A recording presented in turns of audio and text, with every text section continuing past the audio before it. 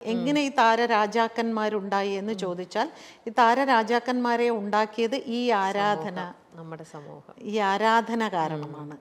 ഈ അതിന് പൊതുജനം ഫാൻസ് മാത്രമല്ല, ചാനലും അതിന് ഉത്തരവാദികളാണ്. നമ്മുടെ ചാനൽസ് തന്നെ എന്തെല്ലാം പട്ടമാണ് അവർക്ക് ചാർത്തി കൊടുത്തിരിക്കുന്നത്, എന്തൊക്കെ തരത്തിലുള്ള കിരീടമാണ് അല്ലെ, ഓരോരുത്തർക്കും ഓരോ പേര്. അതെ, ഈ നടന്മാർക്കെല്ലാം ഓരോരോ പേര് കൊടുത്തിട്ടുണ്ട്.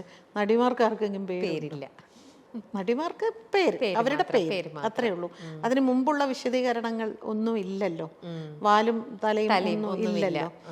അപ്പൊ അതൊക്കെയാണ് അവർക്ക് തന്നെ തോന്നുന്നത്, ഞാനൊരു സംഭവമാണ്, ഞാനാണ് ഈ സിനിമയെ താങ്ങി നിർത്തുന്നത്, ഞാൻ കാരണമാണ് ഈ സിനിമ ഓടുന്നത്, എന്നെ വെച്ചുകൊണ്ടാണ് ഒരു നിർമ്മാതാവ് ഇതിൻ്റെ ബിസിനസ് നടത്തുന്നത്. പണ്ടൊന്നും അങ്ങനെയല്ല.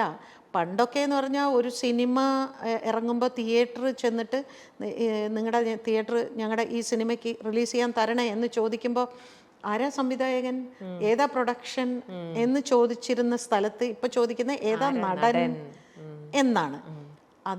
അതാണ് ഇത്രയും അപകടത്തിന്റെ ഒരവസ്ഥയിലേക്ക് വന്നിരിക്കുന്നത്.